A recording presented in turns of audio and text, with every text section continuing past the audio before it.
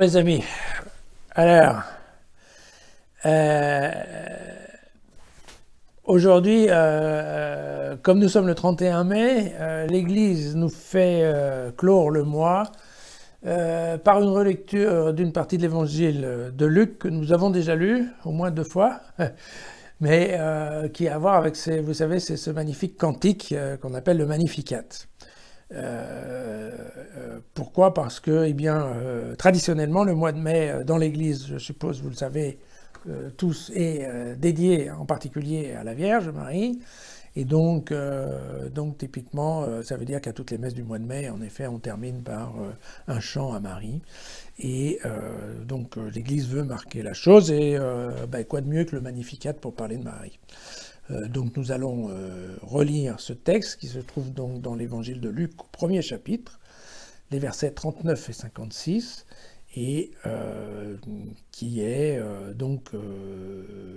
enfin bon, on en reparlera, mais c'est pas la peine de retourner voir mon commentaire de l'époque. Sachez donc que c'est la visitation de Marie à Élisabeth, sa cousine qui est enceinte, alors que c'était absolument pas prévu, et comme vous le savez, Marie non plus.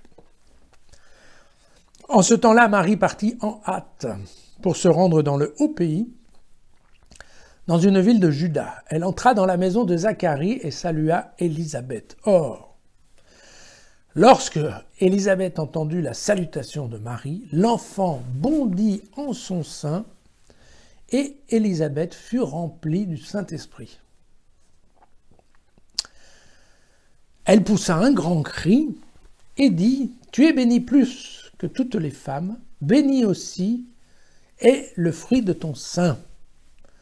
Comment m'est-il donné que vienne à moi la mère de mon Seigneur, car lorsque ta salutation a retenti à mes oreilles, voici que l'enfant a bondi d'allégresse en mon sein.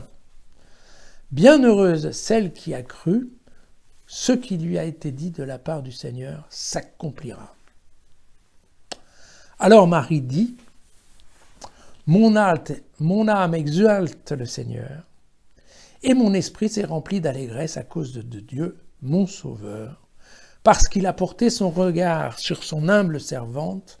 Oui, désormais, toutes les générations me proclameront bienheureuse. Parce que le Tout-Puissant a fait pour moi de grandes choses, saint est son nom. Sa bonté s'étend de génération en génération sur ceux qui le craignent. Il est intervenu de toute la force de son bras, il a dispersé les hommes à la pensée orgueilleuse, il a jeté les puissants à bas de leur trône et il a élevé les humbles. Les affamés, il les a comblés de biens et les riches, il les a renvoyés les mains vides.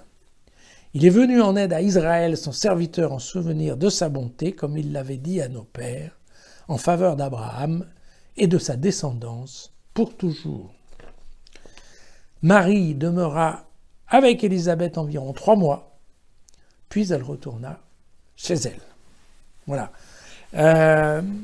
Donc, bon, on a bien compris, c'est cette fameuse rencontre qu'organise Jean des 2 cousins, une rencontre in utero, on va dire, hein, puisque donc les 2 mères sont enceintes, inespérées, et donc Élisabeth qui parle Jean-Baptiste, rencontre Marie qui, elle, porte Jésus. Et donc, dans l'évangile de Luc, vous savez qu'il y aura en permanence cette comparaison, ou dirons-nous cet aller-retour entre l'histoire de Jean et l'histoire de Luc, avec cette phrase amusante de Jean qui est de dire « Et pour que Jésus grandisse, il faudra que Jean diminue ».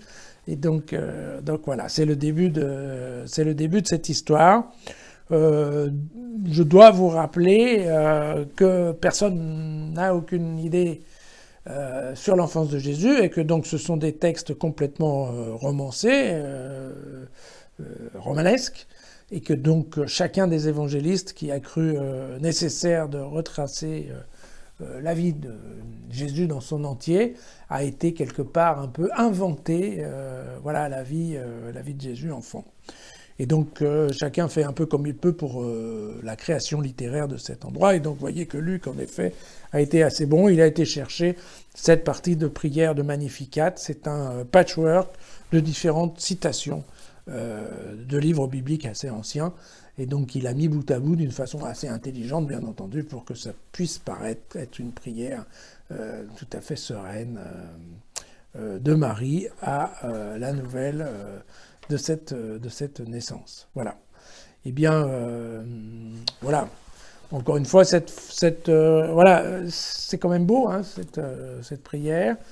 Elle est belle. Je vous avais raconté, il me semble, quand j'ai fait le commentaire, qu'il y a un commentaire très intéressant de Martin Luther sur le Magnificat, qui nous permet de savoir que les protestants, même si ils ont des différentes idées des catholiques concernant la virginité de Marie et des choses comme ça, il n'empêche que la figure de Marie est une figure exceptionnelle qui a été reprise par un certain nombre de religions.